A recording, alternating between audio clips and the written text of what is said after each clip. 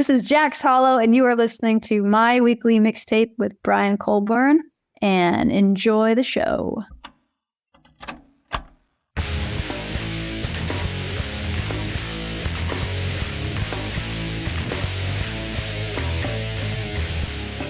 Welcome to My Weekly Mixtape, a podcast that takes the classic mixtape approach to building a modern playlist. I'm your host, Brian Colburn.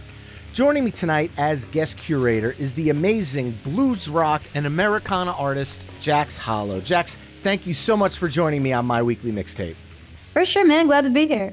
Glad to have you. And I'd like to start by asking you the same question I ask all of my first-time guests. What does the word mixtape mean to you?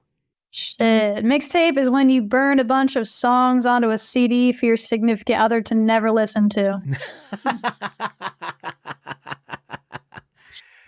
I will say I have made many of those CDs for people, including my wife now. And we have had conversations where a song will come on and I'll be like, do you remember when I put that on that mix CD for you? And she said, I've never heard this song before in my life. Nope. And you spend so much time being like, yes, this perfectly explains how I feel. This person will definitely understand. Tonight, we're going to be co-curating a mixtape that hopefully people will listen to, and it's going to be filled with modern blues rock tunes. And I'd like to start by asking you, how would you describe the state of blues rock music in 2024? It's more than Joe Bonamassa. Just want to say that. It's kind of cool. There's actually a cool scene happening in Nashville on its own for blues rock as well. And I feel like we get more and more bands coming in that are more affiliated with the old school ways of the guitar and rock. And there's some cool bands that have made it semi-big that are pretty interesting. But yeah, it's a cool state. It's definitely not big in the media and in your face and flashy, some of it, but it's there and it's definitely got a presence and people show up to shows. So that's what it's all about. Well, let's get down to business. Tonight, as I mentioned, Jax and I will be curating the ultimate modern blues rock mixtape, and we'll use the old cassette deck approach. Jax, as my special guest, will begin side A with her first song choice, and then I'll add a song that I feel best follows up that choice. We'll then flip-flop choosing songs until we've mapped out 10 songs for side A.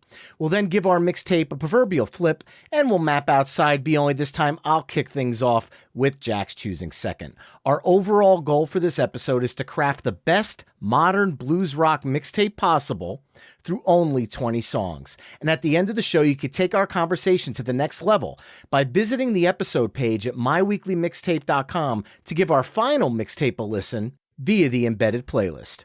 And if you like what you're hearing on the show, you can help me out by either telling a friend, leaving the show a 5-star review wherever you're tuning in, or becoming a Patreon mixtaper at patreon.com/myweeklymixtape. And a few of the Patreon mixtapers chimed in with songs that they would use to kick off our modern blues rock mixtape, and I want to give a quick shout out to them. Starting off with brand new Patreon mixtaper Chad Lamassa, who chimed in with Emily Wolf's Walk in My Shoes. Chad, welcome to the Mixtaper family. Stoked to have you on board and looking forward to talking music with you in the forum. Jason Donchis chimed in with both the Steepwater Band's Please a Believer and Band of Heathens' Medicine Man. And Seeker chimed in with the Sheepdogs' Who. So, Jax, with that musical food for thought out in the atmosphere, I'm officially pressing the record button on our mixtape, and the floor is yours. Why don't you dive into the song you chose to kick off side A? Hell yeah. Man, that's cool. Your listeners are digging deep, and that's awesome. Glad to hear. I would do Electric Man by Rival Sons. Ooh. That song kicks ass. It's hot. That's one of those songs you want to make out to. Hell you know? Yeah. It's a good one. Rival Sons, I saw them with STP back in 2019. And I'll tell you what, seeing them live for the first time, like I've heard the albums, I know the songs, but seeing them bring that energy to the stage is so infectious. And that riff is so like the words Electric Man, as soon as that riff starts, you almost feel it in the tone of the guitar. There's a certain tinge that he leads in the opening guitar of that song, where when you hear Electric Man, it almost sounds like a static on top of the distortion. It's a really cool technique that they did with that one. You know, I'll tell you what, Rival Sons, I saw them at the Ryman, and the thing is that they've got great songs. They actually have a new record out, Dark Fighter, but they are just one of those bands that they're amazing live. Like that dude can sing his ass off. He is a monster vocalist. One of my favorite ones I've ever seen live. Like he will chop you down and like not even look at you. You know, they are one to see live more than to listen to as well. You know, one of those bands. Yeah. Well, I'm going to lean onto that guitar tone that we talked about for Rival Sons. And I think what I'm going to follow that up with is a riff that I can only describe by taking two parts of Jimi Hendrix and his impact on the blues, adding in 1 cup of Rage Against the Machine's intensity, throwing it into a blender, and getting the dirty riff from When My Train Pulls In by Gary Clark Jr. This is the kind of riff that would have made Jimi Hendrix smile, because the groove that these guys lock into is very reminiscent of what I loved so much about the Experience. There's just a vibe going on, and the guitar solo in it is just obnoxious, absolute fire. This song is 7+ minutes long, and the music video is 7+ minutes long, which speaks volumes, because there's really no part of this song that you could cut to make a radio edit without taking away from the core of the song. And the entire Black and Blue album from 2012 is a monster, with songs like Numb, Bright Lights, and that mashup of, once again, Jimi Hendrix's Third Stone from the Sun and Little Johnny Taylor's If You Love Me Like You Say. The album is just incredible. And I think following up Rival Sons, this kind of keeps that intensity going. So Gary Clark Jr.'s When My Train Pulls In. Yeah, dude, he's a monster. Good shit, man. I would say some like kind of local monsters. Some of my friends are in this band called Goodbye June. Yes. And shout out to my buddy Tyler. I would do Goodbye June 3 chords. Nice. Which has that bite. After Your Song, it's got that bite, but it's also really focused on lyrics. And it's about chasing the dream and not being afraid to do so. Love Goodbye June. That's awesome, because they're a group that, in my mind, is on the up and up right now. They're a group that you want more people to know about. And obviously, Rival Sons and Gary Clark Jr. are almost, I don't want to say at the top of the mountain, but they're getting there. People know who they are. And there's bands like Goodbye June that more people need to know about, because there's so much friggin' talent there. It's just ridiculous. Again, live is gonna, because I saw them at this Gibson Garage event, and I mean, I hadn't actually seen them live, and when I saw them at that, I was like, come on. Again, they're one you gotta see live. You know, they got great songs, but people don't understand, man. Yeah, gotta see my boys live. They kill it. They got new stuff coming out too. I got to listen in on some of their new stuff. It's good. Yeah. Well, following that up, I think I'm going to dive into the lyrical aspect of what you were talking about and kind of piggyback off of that. And I'm going to go back to 2012. 2012 was an amazing year for blues rock, in my opinion.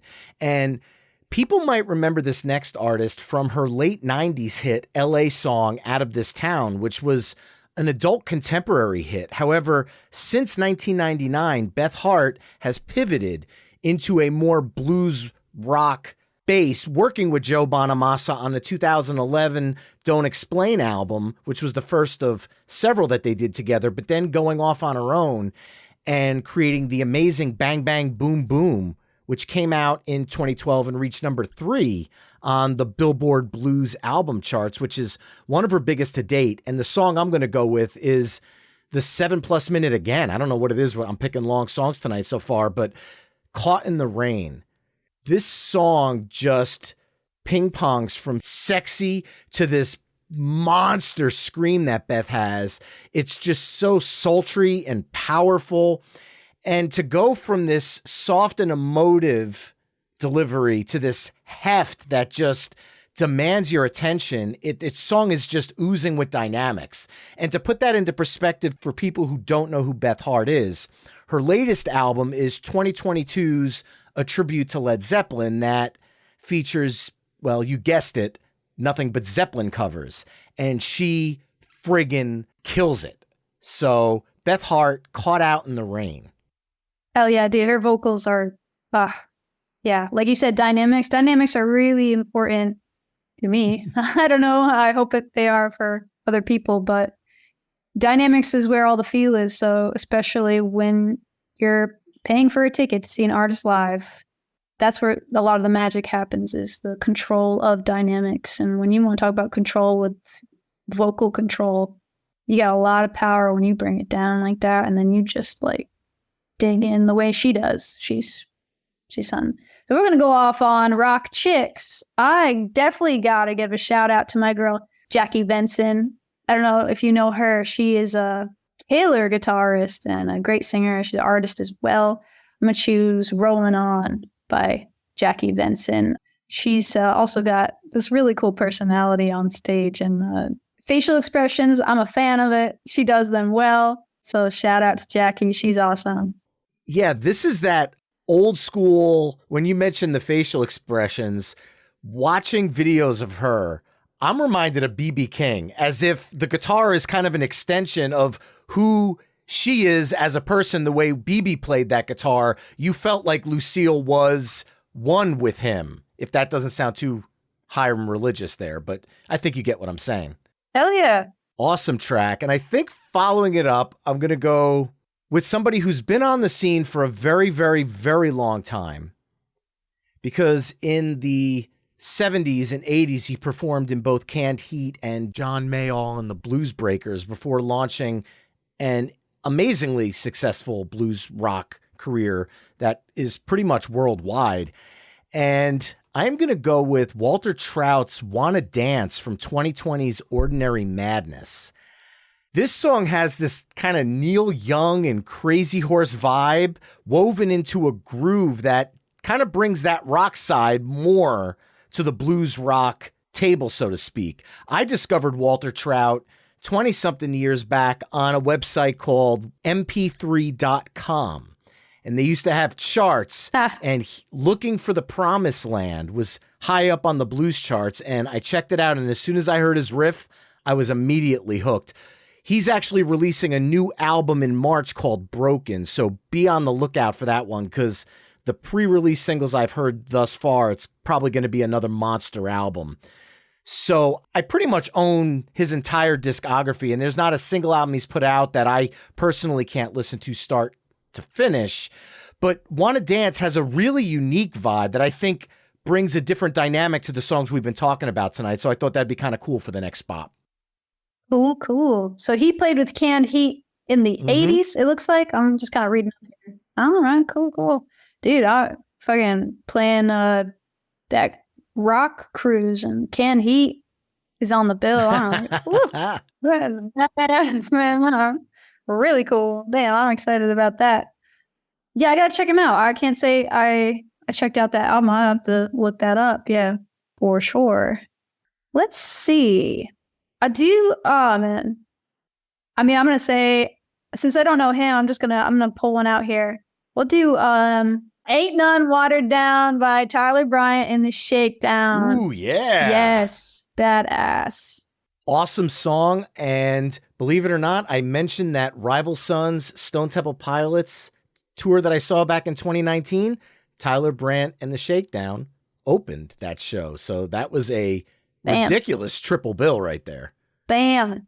Mm-hmm. Well, I think to follow that up, I'm going to go with an album that was one of my absolute favorites in 2022. And this song has a vibe similar to When My Train Comes In by Gary Clark Jr., because it's just another dirty riff. And it's by Rebecca and Megan Lavelle, otherwise known as Larkin Poe, the sister duo that's been making insane music since 2010. Each album just keeps getting better and better. Along with Marcus King's Youngblood, Blood Harmony was easily a top 2022 album for me. And in a similar nod to a lot of the groups and artists we've been talking about so far tonight, they're taking blues rock in a different direction. And I love the slide work that they're bringing into it, because the slide guitar over the nasty riff really creates a unique dynamic. Normally it's just shredding over a nasty riff, and this kind of has this smooth and sliding guitar, but you never lose an ounce of heft to the song. So let's go with Larkin Poe, Bad Spell. What's funny is I didn't know their names, so I was like, who is that? And I'm like, what? Oh, yeah, they're making awesome waves, especially over in Europe. And I was playing some shows in Europe, and almost at every one of my shows was a guy wearing Larkin Poe t-shirt. Yeah. Wow. Awesome. And they always want to tell me about how they saw them. So they are having lasting effects especially overseas. Yeah, those girls are awesome. My turn then. Well, shoot. Then let's go like way back in time to the mother of blues rock, or the mother of kind of blues, but she's got that grit to her.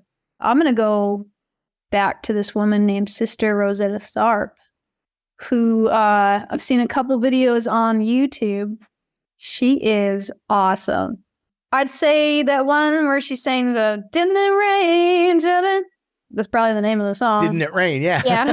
Yeah. No, blues is pretty simple. If there's not simple enough, then you're not doing it right. Yeah. But just the tenacity and the performance and the confidence and the facial expressions. She's got it all. And she was way before her time. She killed it. Yeah, she's cool. She is unbelievable. Obviously in the Rock and Roll Hall of Fame for a reason, because she was a game changer. Well, that's awesome. When did she get like inducted in the Hall of Fame? In 2018, because Brittany Howard from Alabama Shakes inducted her. That's right. My girl. Oh, that makes me so happy that she's the one who did that. That's awesome. Yeah. Well, speaking about Alabama Shakes. Yeah.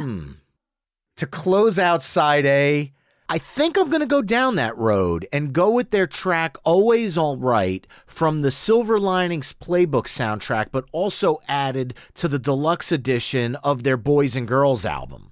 It has been one of my favorites since I first heard. I mean, Hold On was the song that introduced me to the Alabama Shakes, but when I heard Always All Right, it made me just fall in love with the band. And I think that song just has a perfect ending to this pretty eclectic side that we've put together. There's a groove to it. There's a down and dirty nastiness to it. And I mean, Brittany Howard's just on another level. So I think it's a perfect way to close out the side. Definitely. I love that song. Ugh. Well, there you have it, folks. Side A of our modern blues rock mixtape, which consists of Rival Sons' Electric Man, Gary Clark Jr.'s When My Train Pulls In, Goodbye June's Three Chords, Beth Hart's Caught Out in the Rain, Jackie Venson's Rollin' On, Walter Trout's Wanna Dance, Tyler Brandt and the Shakedowns' Ain't None Watered Down, Larkin Poe's Bad Spell, Sister Rosetta Tharpe's Didn't It Rain, and Alabama Shakes' Always All Right. Head over to myweeklymixtape.com to hear all the songs we've discussed in this mix through the playlist embedded on the episode page. TIAA is on a mission. Why? Because 54% of Black Americans don't have enough savings to retire. So in collaboration with big-name artists like Wyclef Jean, TIAA released Paper Right, new music inspiring a new financial future. With 100% of streaming sales going to a nonprofit that teaches students how to invest. Stream Paper Right now and help close the gap.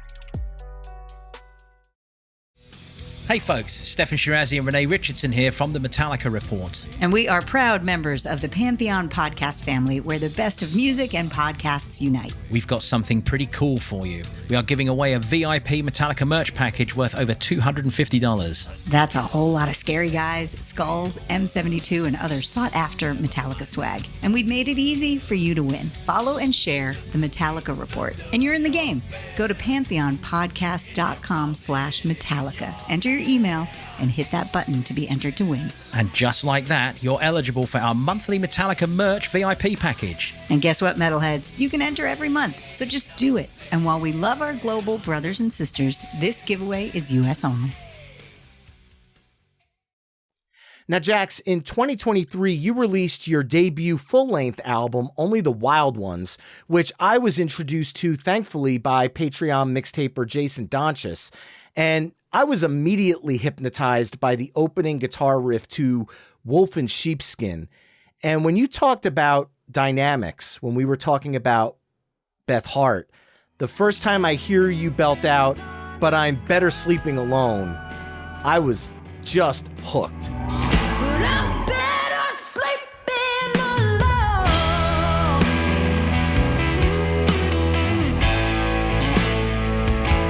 Sleeping alone.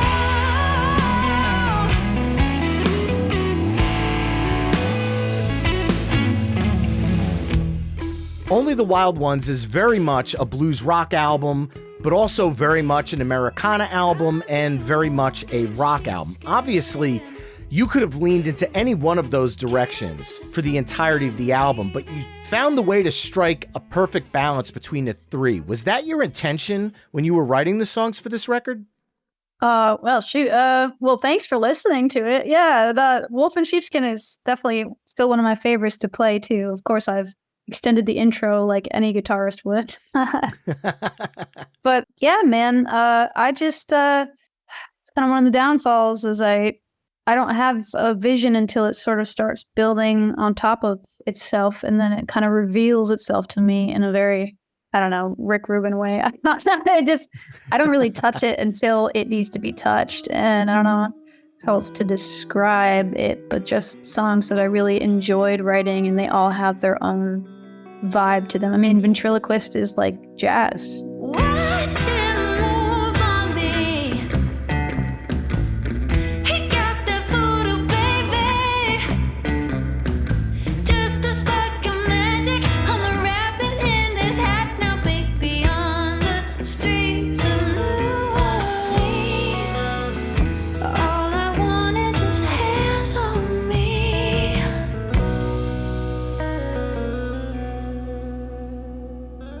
So make your And Ethereal Emerald is this crazy thing that changes feel a million times with a ripping guitar solo, and Wolf in Sheepskin is got a Hendrixy intro, and Wallflower Girl is like a super Americana song. There's even a banjo in it, actually. wallflower girl in blue, wrapped in the scenery, a beautiful mind, watching intently each passerby. Quiet on set, she's starting act 2. It's time to tear down their notions and I don't know. I just all over the place. Dude, I'm just all over the place. I just be making music. We'll just see what happens. We throw paint at the wall. We just throw paint at the wall here. That's me. So, but thank you, though. Well, you brought up Ethereal Emerald. This song has this kind of like breezy energy to it musically, but then you talked about that guitar solo and it's friggin' stunning. I have to kind of put my New Jersey hat on here for a second and say, to me, this feels like a song that I would put the top down on a convertible and drive down the shore, and that is To the Beach for anybody who's not from New Jersey. I kind of want to talk about this solo for a minute because listening to the album, it feels like you're using a wah pedal over this fast solo, but you're using the wah slowly as the solo is unfolding.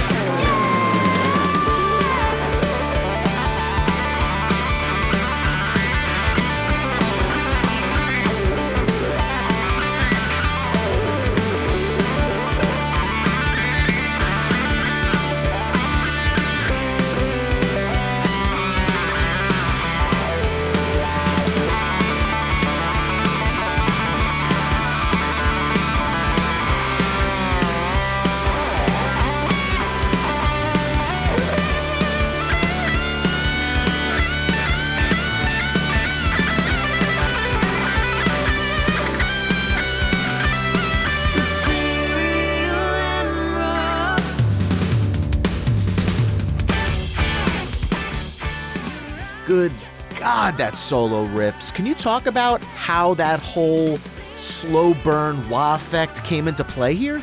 You know, I know something insane is I was in the other room, the control room, tracking the solo. I had no pedals by my feet. I had these two amazing guys that were doing guitar tech for me on the record. They were in Studio B in there operating the wah, which was hilarious, man. My buddy Michael Vance and Eddie Haddad, shout out to them. Those guys are killer guitarists, and they were pressing buttons and doing all the things that I just did not have the experience or knowledge doing, and they were in that other room. Who even knows what they were pressing? But it sounds amazing. I was just in the control room just like playing it. Yeah. The dynamics on it are ridiculous. And the next track I'd like to touch on is another one of my favorites from the album, Running Like a Gypsy. She running like a gypsy. She running like a gypsy. She running like a gypsy all the way to my fantasy. She running like a gypsy. She running like a gypsy. She running like a gypsy all the way to my fantasy. This song is such a killer blend of, I almost want to say bluegrass, Americana, blues rock, and yeah, I'll say it, metal. Because the banjo that Tim Halloway adds to the track takes this song that is really fast and in your face and high energy, but it adds this dynamic to it where you're kind of listening to the instruments' separation, and it adds layers and depth to this song. And hearing a song like this makes me wonder, when you perform this live, you tour with your band as well as playing solo shows. When you're writing, do you write with that in mind? Meaning like, how's this going to translate to when I'm up there by myself versus when I've got the band with me? I'm pretty much just a masochist. I make it everything really hard for myself, no matter where I am. Now, Running Like a Gypsy is definitely a song I would not perform solo. It's funny is people will request Ethereal Emerald and I can get away with it solo, which is wild. But Running Like a Gypsy, it doesn't translate without that driving force, which, you know, is a full band. Yeah, for the new record I've been working on, they come out the way they come out, man. That's just so funny about it is like I really don't have much control. Like sometimes things demand a full band, sometimes things don't. But at the end of the day, a song is just melody, harmonic structure, and rhythm. And if you can't recreate that with you and a chordal instrument, you know, then you don't really have a cohesive song, or a song that probably people want to listen to for that matter. I don't know. I mean, that's debatable, but like, you know, I always am a firm believer in you be able to strip it down and be able to perform it, which I basically broke my own rule because I can't do Run Like a Gypsy solo unless I really wanted to, but nobody really wants to hear that. So, well, it is kind of one of my favorites from the album, so I'd be lying if I said that I didn't want to hear it. I get away with it, but yeah, no one's going to want it.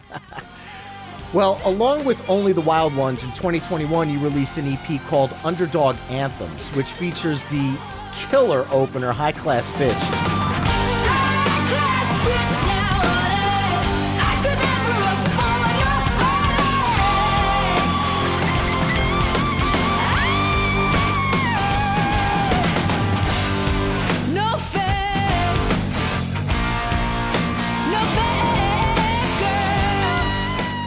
I love the swagger you bring to this track, and the rest of the EP is incredible as well, but sadly at this point the album is only available digitally, and I guess I missed the chance of getting a physical copy. Is there any chance there'll be a repress of it? Yeah, we're sold out of those. I think there's probably one hanging around in my storage locker, but that's it. I'm never going to actually do any more physical things of that. And there's like a special thing where the first 50 people, the people who've been from the beginning with me when I worked with Michael Wagner, they've got the 51st signed copies with me and his signature on them. And I think those are kind of special because they're just out there and I'm never going to make any more. So, and they actually had 2 additional tracks that I took off online. So Oh. I know. What an artist. Like, No, you're killing the CD collector in me because now I got to try to track down that one copy. Well, they're It's now a probably, mission. I don't think that they've grown in value, so you can probably get your hands on them. Yeah. But yeah, man, Underdog Anthems was so fun. Working with Michael Wagner was such an honor and a treat. And I'm so happy to have had that experience and kind of make a small mark, in the rock community for sure, especially since he just retired. So it's like, finally got my little foot in the door and got it in, So I feel blessed for that opportunity. That was a fun record for sure. Well, before we move on to side B of our modern blues rock playlist, this past July, you had a very unique invite to play at an extremely iconic venue that we talked about before. And I heard you talk about it on fellow Pantheon Podcast Network mates, All Things Blues and Southern Rock show. And I doubt I'm going on some huge limb here because I think it's pretty safe to say this venue would be on every singer-songwriter's list on the planet. And I, as well as the My Weekly Mixtape listeners, I am sure would love to hear about this opportunity and how it all came to fruition. Just wild, man. It still feels like it didn't happen. Best day of my life, for sure. It's possible, ladies and gentlemen. It is possible to be an independent artist and have no experience and, flop around and figure out and have a gatekeeper, give you a chance, which is basically what that was. That was me on Twitter. I don't even want Twitter, X, whatever the hell, And I got the social media thing. I only got it because I was sort of like forced into getting it as a social media platform. And I had 100 followers. And Melissa Etheridge messaged me, DM me on Twitter. And I'm like, what? It's a joke. Like, who is this? You can never be too sure it's some fake account that has a Q in the word Etheridge. Like, who is this really? She was just like, hey, I really like what you're doing. And I want to say, keep it up. And if you're ever in California, let me know. And I was like, I can be there tomorrow. And then I probably texted her back a little too much. I think I got annoying. And then she kind of let me be for a while, which understandable. And then we got an official offer from her team, and they were like, would Jax Hollow be interested in opening for Melissa Etheridge at the Ryman?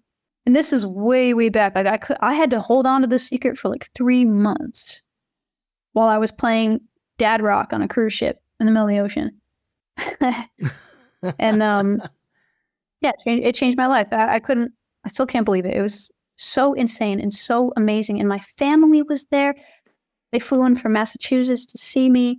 I had all my friends. I had anything you could need. And I practiced the shit out of anything I could think of so that when it came down to that day, my little 30 minutes on stage at the Ryman, solo, I could take it all in as it was happening. And boy, did I.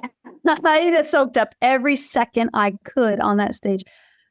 Man, for all the dreamers out there who want to be able to have their music resonate those wooden pews, there is nothing like it. The sound that you get. I mean, my pedal board, I have this Strymon pedal, the Cloudburst, and I didn't even know about the low frequencies that it could even produce because I've never been in a situation where I'm in a room like that and the low frequencies of the Cloudburst pedal just engulf the entire during sound check. I mean, there's pictures that actually my photographer took of me sound checking, and just my face is just half crying, half I couldn't believe it. It was something else. And Melissa Etheridge was watching my sound check. It's the craziest moment. It's just like in a movie. She was watching me on the side, and someone tapped me on the shoulder, and I'm kind of go away. This is my moment. I am sound checking at the Ryman. It's Melissa Etheridge. That's when I first met her in person. She tapped me on the shoulder because she was watching my sound check at the Ryman. It was just me, production manager, my mom sitting in the pews watching me sound check, and then Melissa Etheridge on the Ryman stage, just insane. It is insane. It is, yeah, so lucky. That's absolutely amazing. I can't, as a musician myself, having played venues that I feel I didn't deserve to personally play at. Walking out on that stage, it's this rush that I cannot explain to another human being. It was adrenaline mixed with gratefulness, mixed with horror, mixed with fear, mixed with everything you could think of. And it was an emotion that has no name. And I'm guessing what you went through was that times 1,000. Yeah, I feel like at some point okay, so I received a standing ovation and the pews started to rumble. And I was like, what is, like, it's just an unknown sound to my ears. And when I finally realized what was happening and they were still clapping and they were knocking on the pews and with their feet and I like fell to my knees and just like, I don't know what happened. I think I kind of blacked out, honestly. Well, no, like I was still conscious. I was just like on my knees and just taking it in. And then eventually, my friend Chris Rambo eventually like ushered me off the stage. She's like, you got to go. Like you're over time, you know, we're not going to go over time opening for Melissa Etheridge. We're not going to go over time. You got to go. He's trying to get me off stage. And I was like, you know, you can ask my little brother, you can ask my friends, anyone. As soon as I got backstage, I just like went on the ground and I was like, everyone's like, blah, blah, blah, blah, blah, blah, blah. And I'm just like, you're talking, nothing's coming through the ear. I don't know. It was so cool and so hard to describe. And I wish that opportunity on so many of my friend musicians who are working just as hard as me and deserve a shot like that. So thank you, Melissa Etheridge. Well, look, I think judging by the songs on your EP and this album, I think there's going to be a day where you're going to be giving that opportunity to an up-and-coming artist as well. I would love to do that. There's some magic behind these albums. And to kick off side B, I'm actually, because if you remember, I played a clip from Wolf in Sheepskin before, but I didn't talk about the song. And that was on purpose because this is the song I want to use to kick off side B.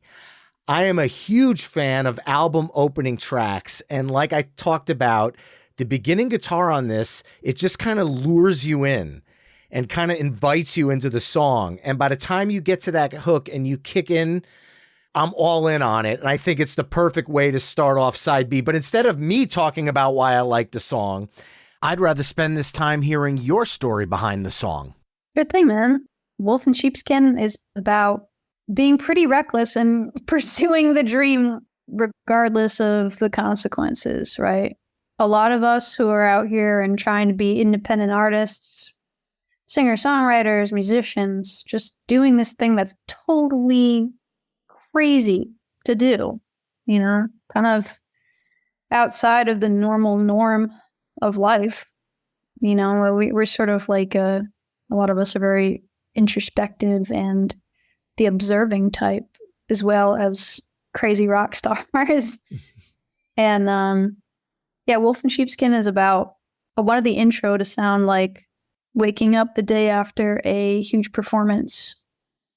And, you know, I mean, the character is waking up alone or sleeping in their car, you know, and the verses are in like this odd time signature and they're kind of like, they pull you and push you and make you a little uncomfortable. You know, the character is grappling with, you know, their hangover or something. And then it switches over to like a steady 4/4 time and the chorus comes in.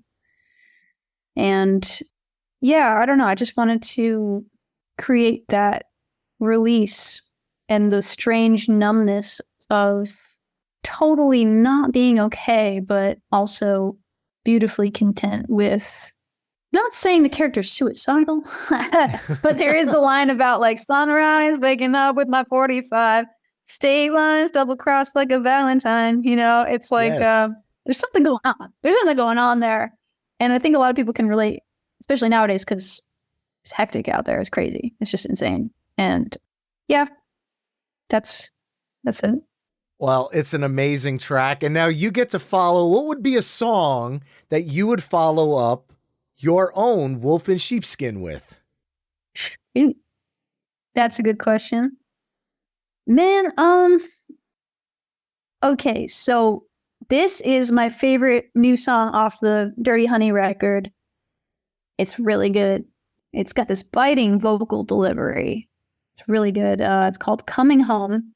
You can hear the desperation in his voice, and I think it's got a different vibe than Wolf in Sheepskin, but it's still a very personal and biting kind of numbness, but in a different way. And it's a new song, so I think it's cool. Dirty Honey is one of those bands that the first time I heard it, I always say to myself, how wrong was Gene Simmons when he said rock and roll was dead? Because these guys, the Rival Sons, Dirty Honey, there is a new crop of rock music that is just, it's got elements of the 70s, but it feels so fresh and modern. And it shows that there's such a bright future for rock. He couldn't have been more wrong as far as I'm concerned. And I've got a huge crush on the lead singer, so there's that too. Well, following that up, I'm going to lean into the rock a little bit, but I'm going to bring it to a blues guitarist that I've been following for the better part of 30 years. And this past year on episode 45, I was lucky enough to have him on the show to talk about a lot of his classics, including this one. And that would be Kenny Wayne Shepherd from 2017's Lay It On Down. I want to go with Baby Got Gone. This song, I felt like Kenny had sang songs before on other albums, but this one was the first one where as soon as I heard his voice, I said to myself, there was no other person that should be singing this, because they always go back and forth between Kenny and Noah over what songs are sung, and Baby Got Gone has KWS written all over it. But instead of me talking about it, when you're done with this episode, go back and check out episode 45, because he talks about the song a lot better than I ever could. So Kenny Wayne Shepherd, Baby Got Gone. Hell yeah. Well, I'm going to follow that up with the one and only Marcus King. Oh, yes. I'm not sure which one I want, man. I don't know. Which one would you do? Well, considering I had Blues Worse Than I Ever Had in my bank from his 2022 album Youngblood, I'll go with that one. Man. I can't decide. Damn, man. Shoot. Having a hard time. How about The Well? The Well off El Dorado? Hell yeah, Yeah. let's go with that one. Yeah. I mean, you can't go wrong with Marcus King. Marcus King, man. Damn. He is just on another level. For those of you that don't know who he is, please fix that. If you're a fan of the Allman Brothers and that blues-based style of Southern rock, Marcus King is right up your alley. He's toured with Tedeschi Trucks. And if you're a country fan, his name will probably sound familiar because on Zac Brown Band's 2021 album, The Comeback, he guested on the amazing Southern Pride. This guy's just, I mean, he's the future of Southern rock and blues. You know what? Because a lot of people, I gotta tell you, a lot of bands fall short, especially artists who are really focused on blues rock.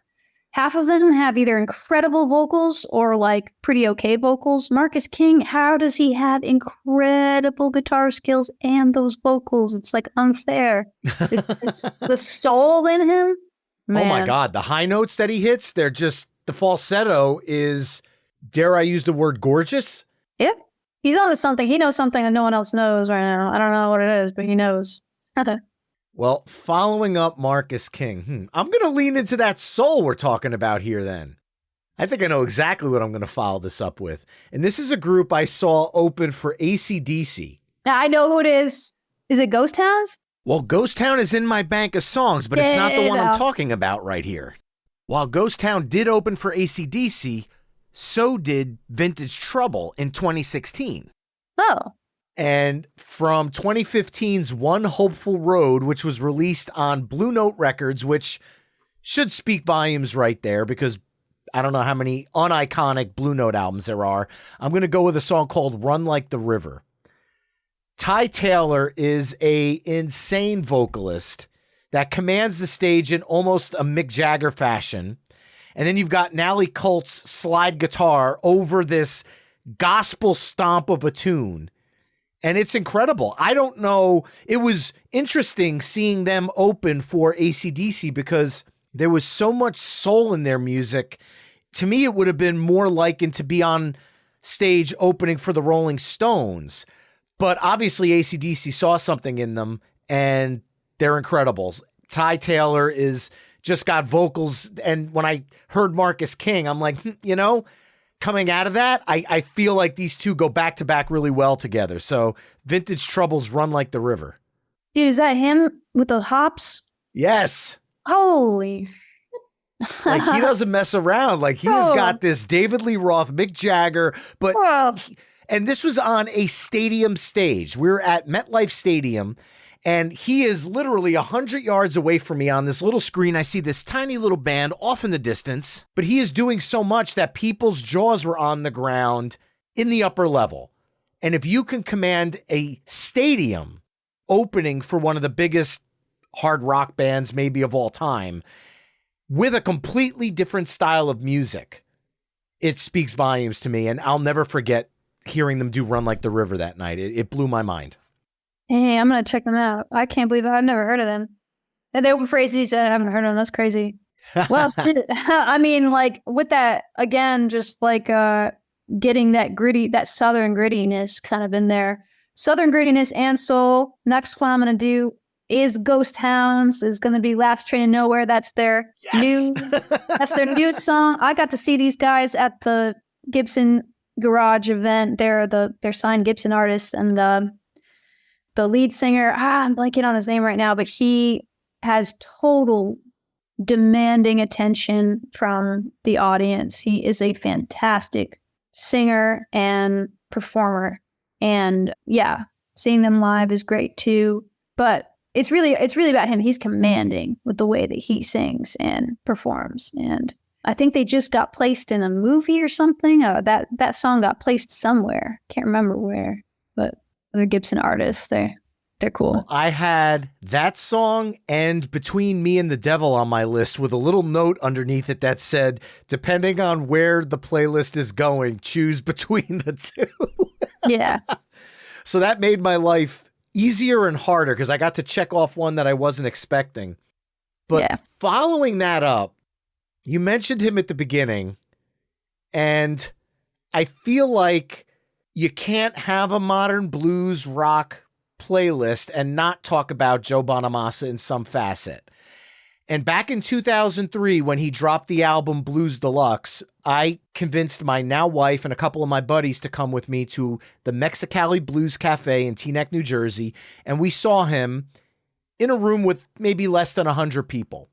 And he hung out with us after the show, signing CDs, just talking music. A year later, I saw him open for Kenny Wayne Shepherd and B.B. King in Atlantic City. And I said to him that night, because he was just hanging out at his booth again, he was doing the grind at this point. I said, you realize you're going to be playing arenas one day. And he said, well, that's the dream. And here we are 20 years later, and he is doing all that. I can't wrap my mind around the output that he is always putting out albums, live albums. The touring seems nonstop. He is just a workaholic, and he's an incredible songwriter. But the song I'm going to go with is actually a cover, because when Joe Bonamassa does covers, some of them are covers that you would say, I see that being a blues song. And then every now and then he pulls a cover out of left field. Like in 2007, he took Slow Gin by Tim Curry. And yes, I'm talking about that Tim Curry, the actor, and turned it into a blues rock song. But the one that I'm going to go with is off of his 2011 album, Dust Bowl. And I kid you not, it's a Barbra Streisand cover that closes out the album. Done. Prisoner, the love theme from The Eyes of Laura Mars. And one might think to themselves, how do you take Barbra Streisand and translate that to blues rock? Joe did it. And this song has such a gorgeous tone to it. It's very emotive. It's delicate and soaring.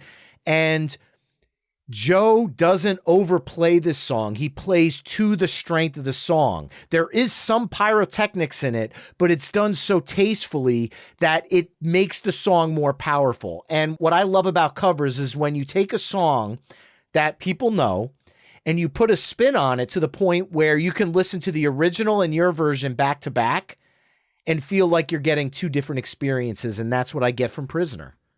Oh, hell yeah. I remember listening to that Dust Bowl record a couple times. There were a couple songs that stood out. I just can't remember the titles to them, but maybe it was one of those. But I love it when people who've got the chops to just go anywhere with a song choose to really branch out. Like Barbra Streisand, that's cool. I'll have to listen to that for sure. Yeah, that one is definitely one that might raise eyebrows to the Joe Bonamassa fans listening, but hearing it coming out of Last Train to Nowhere, I feel like it's a really nice transition. So I'm thinking of this also strategically because I want people to listen to our mixtape and be like, dude, you guys just nailed this. Now, tell you what, is that like more of a slow song or is that like a... Definitely slower, emotive, very emotional tune. Yeah, okay. Then I'm going to go with my girl, Susan Tedeschi. See the Tedeschi trucks. What would I choose? Man, I've seen her a couple times, but like last time I saw her, she was doing the John Prine tribute thing at the Ryman, and she did Angel from Montgomery, and I sobbed. Her version of that song is just, it's unreal. It's on another level. And she's so funny. She gets out on stage and she's like, oh, hold on, my guitar's a little out of tune, I'm just pretending that she's not just about to like destroy us, She is, she's so cute. She is so funny. She's so cute. She's like, oh, hold on. Oh, yeah. She's a huge hero of mine.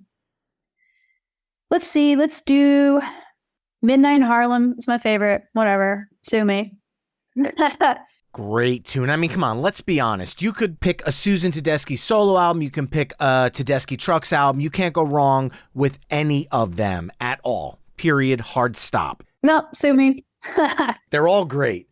Yep. So I love that one, which was on Tedeschi Trucks Band's Revelator. And then you were talking about that version of Angel in Montgomery that she does. And man, that is just... damn, that's the only word I could use. Imagine seeing that live at a John Prine tribute thing.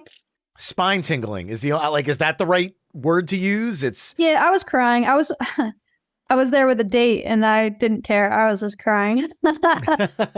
Hey, look, there are moments in concerts. I'll be the first one to admit, grown man, I have no problem admitting this to anybody I met. My father and I went to the Levon Helm tribute concert that took place at the now gone Izod Center in New Jersey. It is out on Blu-ray. Grace Potter came out with Don Was on bass and a drummer and did the most beautiful version of I Shall Be Released I ever heard, where the end of it, she hits the high note and then her voice chokes because she's actually crying as she sings the last line. The hair on my arm is standing up as I'm just telling you this story. My father looked at me and said, look, I seen Jimi Hendrix play. I've never seen anything like that in my entire life. People were still talking about her performance 4 songs later. And those moments, I will fully admit, every time I listen to that version, if it comes on in the car, I'm like, okay, I got to switch the song because I got to be able to see through the welling in my ear because it's just so powerful. And it's such a, when you get it engulfed in those concert moments, they're on another level. The best because you get to escape reality for a little bit. Everyone wants to escape reality for a little bit. That's what we're doing. That's why live music's never going to die, man. I don't care how perfect you want. I don't care if you're one of those guys who wants to play to tracks. You're never going to get rid of live musicians playing together in real time in the same room. You're never going to get that experience anywhere else, 100%.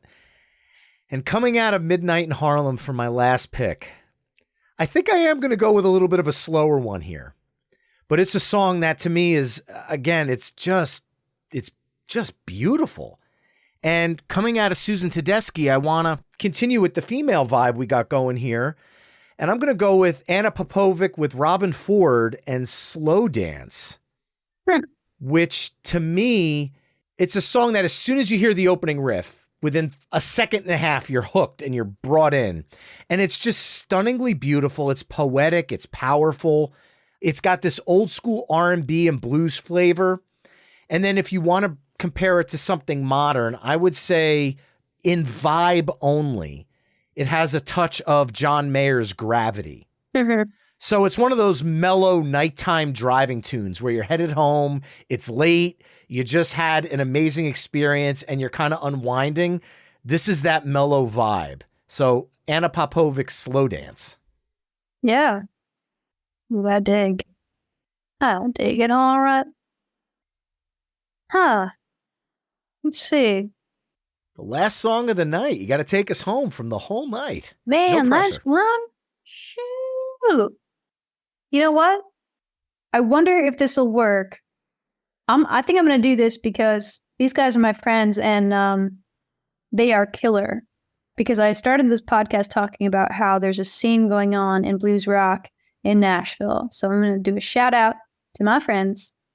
In Ace Monroe, we're going to do Bad News. And actually, it looks like they got put on the Modern Blues Rock playlist as well. I know I've got my song Renegade Season up on that Spotify playlist, but it's really cool to see their name up there too. So why not end the playlist with the new blues rock energy that's happening around Nashville and the new artists taking over on the scene? I think that might be cool. Check it out and see if it works with the vibe. If not, you can talk to Oh, me. hell yeah, it works Make with an the vibe. Are you kidding executive me? decision. Yeah, make an executive decision. But I'm gonna give my buddies a shout out there because really cool stuff happening in Nashville with some rock bands are really killing it. They're awesome. Yeah. And look, it's a perfect bookend to somebody else who's been killing it, yourself, because side B of our ultimate modern blues rock playlist kicked off with Jax's Wolf in Sheepskin, then was followed up with Dirty Honey's Coming Home, Ballad of a Shire, Kenny Wayne Shepherd's Baby Got Gone, Marcus King's The Well, Vintage Trouble's Run Like the River, Ghost Town's Last Train to Nowhere, Joe Bonamassa's Prisoner, Susan Tedeschi's Midnight in Harlem, Anna Popovic with Robin Ford's Slow Dance, and Ace Monroe's Bad News. Head over to myweeklymixtape.com to hear all the songs we've discussed in this mix through the playlist embedded on the episode page. Now, Jax, next month, you'll be taking your music out to sea. Why don't you tell listeners a little bit about the Rock Legends cruise that you're participating in? I know we mentioned it briefly before, but... Good thing, man. Talk about crazy opportunities.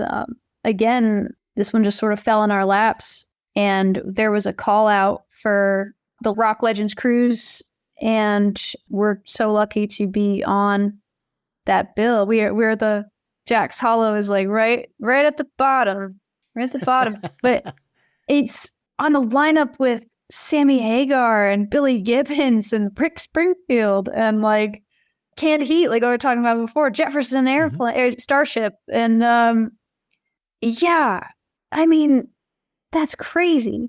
Oh, that's happening in February. And as soon as I found out, I called up my mom and she was like, oh my God, I'm going to book, I'm going to get on the cruise ship. And she's like, it's sold out. I'm like, I think those kinds of things sell out in advance because I think they are like a yearly thing. And so, yeah, just overwhelmed and totally honored to be on that bill. That's the reality of it. I don't know. I mean, I've got my trio. I've got Michael Lupo on drums and Taylor Tuke on bass. And these are my guys, and they're based out of Nashville around, and they're killer musicians. And I'm really lucky that I have them on my team, and we're going to give it all we fucking got to give. Don't worry, we're not holding back. But yeah, we are very humbled and excited, but also we're going to go in there guns a-blazing. Like, come on. That is awesome. So I got to ask, you mentioned all the groups, Sammy Hagar, Bret Michaels of Poison, you had Geoff Tate of Queensryche. Yeah. Is there anyone you're kind of looking forward to seeing throughout the week too? Dude, if I don't hang out with Billy Gibbons on that ship, I will never forgive myself. Yeah. I'm be like, oh, I'm just stand next to him and be like, hey, how's it going? You going to Lido? You going to, go get some food? You want some company? Yeah, you got to get him on the next album. I just want to hang out with that motherfucker. He's badass. Yeah. Absolutely. I got to get paid from La Futura in my bank of songs for tonight. Maybe we'll have to use it on volume 2, but Jax, looking into the proverbial crystal ball after the cruise, after you back on land and you get your sea legs and you're all taken care of there, what does the rest of 2024 have in store for you in terms of touring and maybe a follow-up to Only the Wild Ones? Dude, I have been writing my ass off. I've got so much. I'm sitting on a lot of good stuff, man, if I do say so myself. I am just looking for the right producer. I haven't put my, haven't sent any like ships out to sail to try to like find the right guy yet, but I've got my ears and eyes open, and we've got a spring European tour that's already like almost all booked up. So we've got some great stuff in the works, and I've got a fantastic team, and I'm just really thankful and just kind of honestly really, really excited for the new year. And I want to get on a studio, man. I want to get back to the studio and record some stuff. It's never that easy, man. It's never that easy. You gotta I'm still an independent artist. I still have to figure out how to do that and eat and breathe, mostly eat, figure that out. Jax, this has been an absolute pleasure. Thank you so much for joining me on My Weekly Mixtape. Hey, man, thank you so much for having me. And remember, you can find My Weekly Mixtape on almost all the social media haunts at My Weekly Mixtape. You can also head to myweeklymixtape.com to check out the full catalog of My Weekly Mixtape episodes. And finally, if you like what you're hearing on the show, you can help me out by either telling a friend, leaving the show a 5-star review wherever you're tuning in, or becoming a Patreon mixtaper at patreon.com/My Weekly Mixtape. That's all for this week. Thanks again for listening, and until next time, enjoy the tunes.